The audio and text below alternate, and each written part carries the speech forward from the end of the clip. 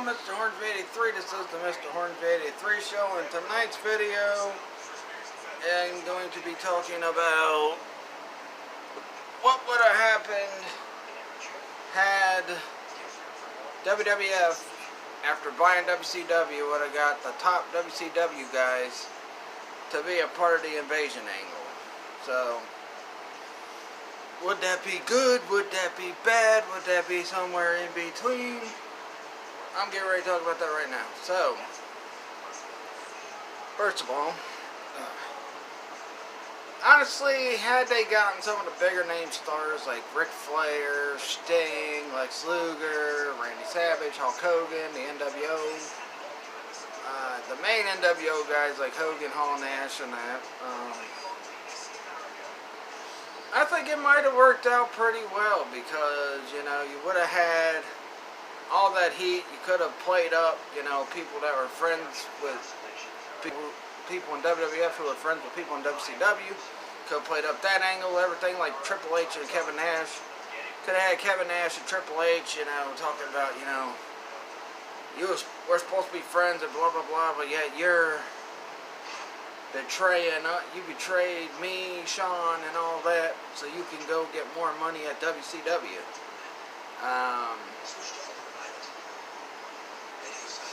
I honestly think also, if we would have had guys like Bill Goldberg and that too, we could have got some great matches. I mean, DDP and frickin' Booker T tried to carry it as far as they could, but after they had Stone Cold join pretty much, Booker T and DDP became back on the back burner. In fact, Diamond Dallas Page, which I'll never forgive Undertaker for this, Diamond Dallas Page got totally buried by Undertaker. Undertaker never gave back to Diamond Dallas Page or nothing. So, yeah. I'll never forgive Undertaker for that one. Would somebody from the NWO would have had the WCW Championship if WWF would have got all the WCW talent involved? Now, here's the thing, too, though. A lot of those guys that people talk about, like Hall, Nash, NWO, those guys pretty much were not a big part of WCW for at least the past several months in the company. I mean, Hogan, I believe, last time Hogan was, you know, in WCW was Bash at the Beach 2000. And prior to that, you didn't see Hogan no more. They did this angle where Scott Steiner was starting to retire some of the older veteran guys like DDP and Nash and all them. Because you had Kevin Nash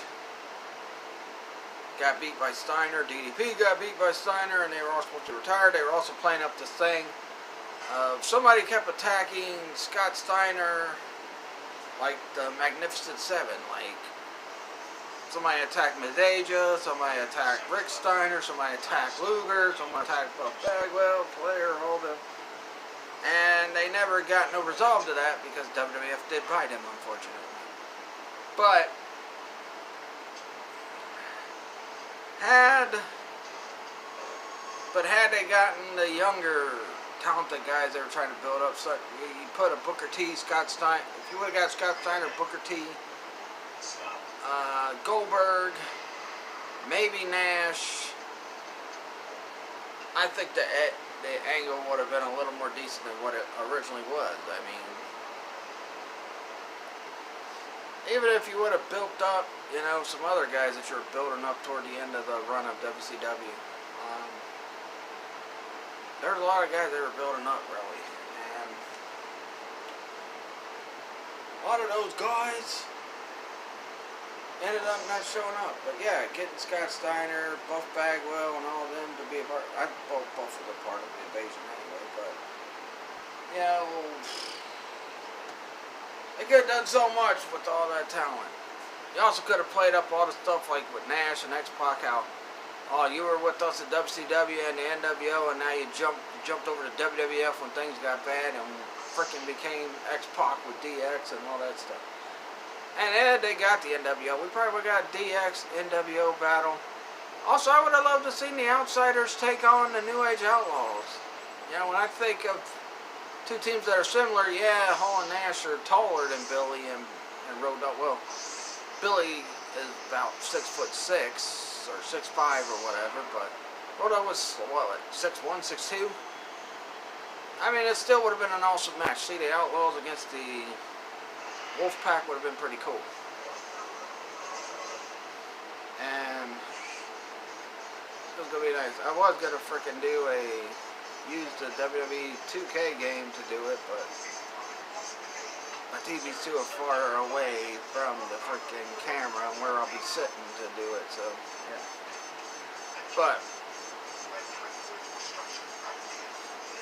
lots of bad things about it that might have happened. Some people might not, some of them freaking top WCW guys probably wouldn't have wanted to take a loss to the WWF guys. Same with the WWF guys wouldn't want to take a loss to the WCW guys. It would have been, I think it would have been counterproductive. And I think the way they played it out, played it out perfectly. Because, yeah, it wasn't great, but it was good enough to, not have to worry about these guys that are like, oh, we're top guys, so why should we have to frickin' lose to these guys, really? Would make no sense. Or, hey, well, I'm not losing to him, or whatever. Honestly, imagine a Stone Cold Steve Austin Goldberg match. Do you think either one of those guys want to lose to one another? They would not. Stone Cold would feel, oh, they tried to make Goldberg like me, but he can't be like me because I'm better than him, blah, blah, blah.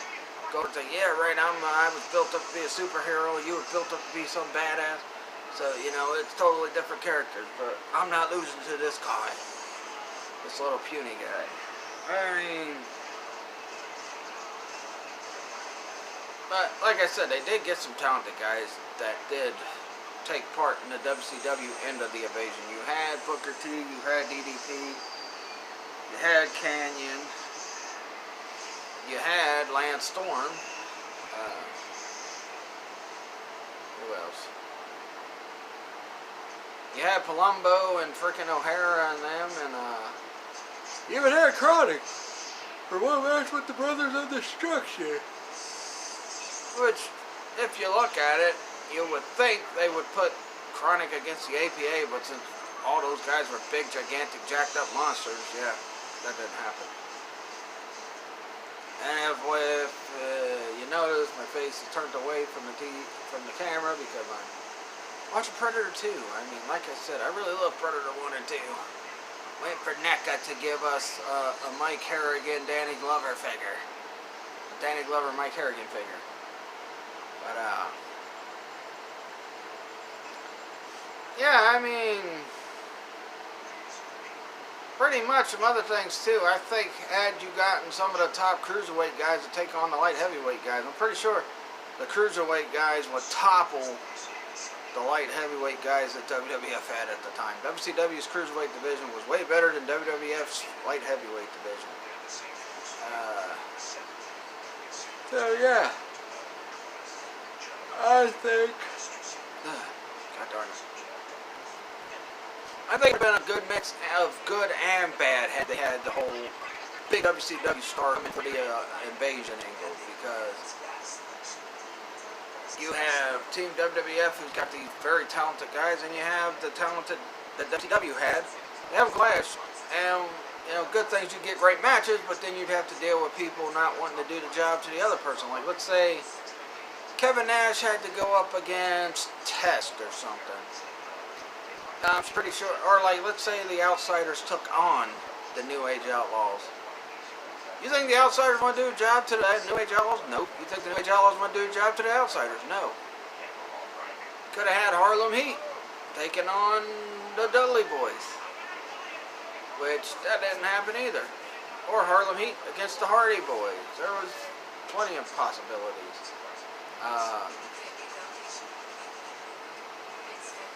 Could have had Tank Abbott against, well, Ken Shamrock wasn't a part of WWF at the time, but could have had Tank Abbott against Ken Shamrock or Dan Severn. Jeff Jarrett could have went up against Kurt Angle. Scott Steiner and Triple H could have took on each other, but I don't think either one of those two would do the job to each other either. could have had freaking Chris Jericho and Bret the Hitman Hart. Another Bret Hart, Chris Jericho match. Or Bret Hart against Benoit. Would have been awesome.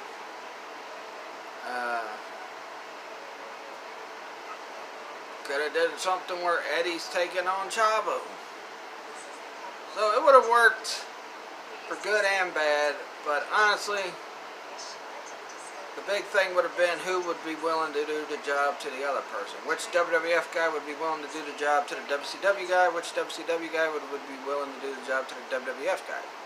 That's the whole big problem with why the invasion angle probably did. Wouldn't have worked. It probably would have ended up the same as what it did in 2001 and how it played out. Honestly, which, like I said, I really didn't hate the invasion angle. And would have Goldberg been the WCW champion? You know, I guess it would have depended on which guys they made the faces and which guys they made the heels. Like, you could have had, you know, you could have had heel Stone Cold going up against Hero Goldberg, and Hero Goldberg wins because he's the hero, or Stone Cold wins by cheating. You know, Outlaws, I'm pretty sure would have been played up like the baby faces, even though more people probably would have cheered for Hall and Nash. So yeah, there was so many things they could have done. Sting.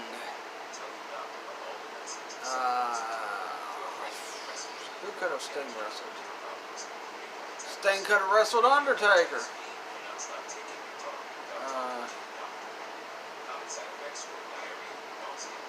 What else?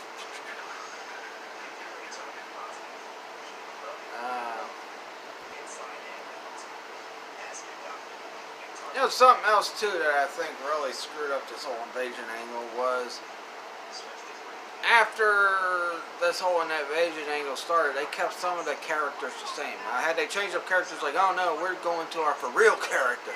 We're not gonna be this goofy, the one Billy Gunn nonsense. Arn Anderson could have took on Perry Saturn, but I don't know if Arn Anderson was still wrestling at the time. I forgot. Yeah, there could have been a lot of great matches you got out of it, but overall, I think the invasion angle with the freaking top stars from WCW probably would have been a little bit better, but then a little bit worse. So that's all I'm going to say about that. That's what I feel about the situation, because you know a lot of those guys were not going to want to do the job to these WCW guys. So yeah. So I think the invasion angle would have been a little bit better and a little bit worse. That's all I got to say about that. Let me jump to some shout-outs real fast, and then I will end the video. Shout out to my son, the Black Ops Killer. He is now back on YouTube. He's been back for a while. He just did a Friday the 13th playthrough today. Part 9, playing as Part 9 Jason. I guess he took on the bots. I don't know. Because, you know, he plays the bots when he does. And, you know, it's best to do the bots when you're freaking playing on YouTube or whatnot. But, shout out to Elite Best 3. Even though the last video he did was about a lawnmower, which I talked to him about that this past weekend. I was like, why ain't you been doing no videos lately? Shout out to my friend Heavy Metal Turtle. I was just talking to him a little bit ago. We were talking about some NECA stuff.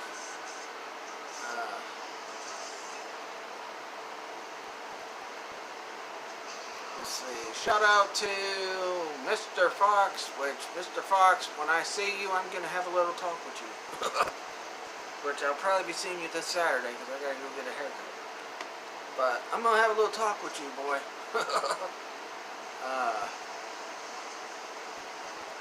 Let's see. Shout out to my dad for going to the new Shaft movie with me. This past weekend. It was supposed to be for Father's Day, but my sister's wedding was going on Father's Day weekend, so we decided to go this past week. Ate Costco's pizza. and watch Shaft, which was an awesome movie. I got a little bit of a non-spoiler review on it on my Facebook fan page, which I just did, I think, Monday. Yeah, it was Monday. So that's pretty much it. Please like this video, leave a comment, subscribe for more, hit that notification bell, follow me at Twitter, or on Twitter at Mr. Hornsby83.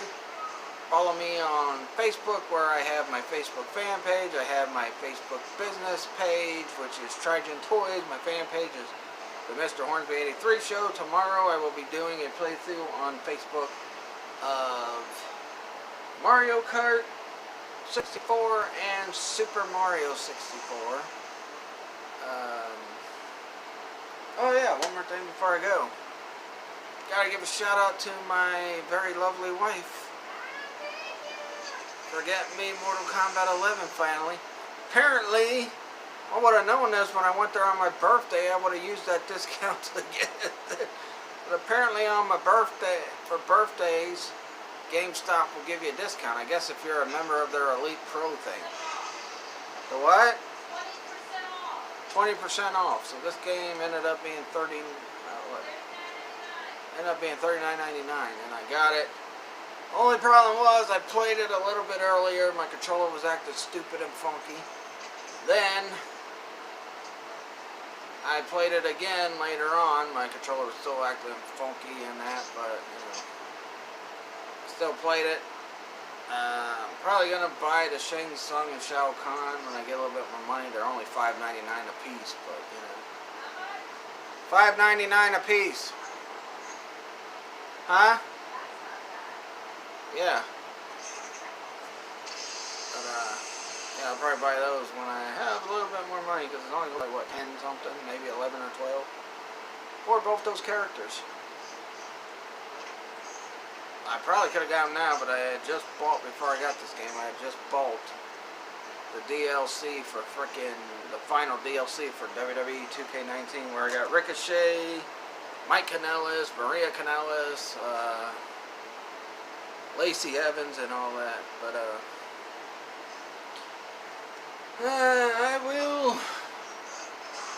try to get a playthrough of this up sometime soon, like a review, or yeah, probably a review / playthrough like I done with a couple other games I just did. But like I said, because I'm not gonna start story mode until I at least get Shao Kahn. Yeah, Shang Tsung. Yeah, I think they implement him in it too, but I want to get Shao Kahn because I believe he gets implemented into the story somehow. But yeah, so I'm very glad I got this now. The first real new game I've gotten recently, because 2K19 came out last year, and this one came out this year. A couple months, almost 3 months, but hey. Doesn't matter, I got it. So yeah, that'll do it. Catch you guys later, and peace out.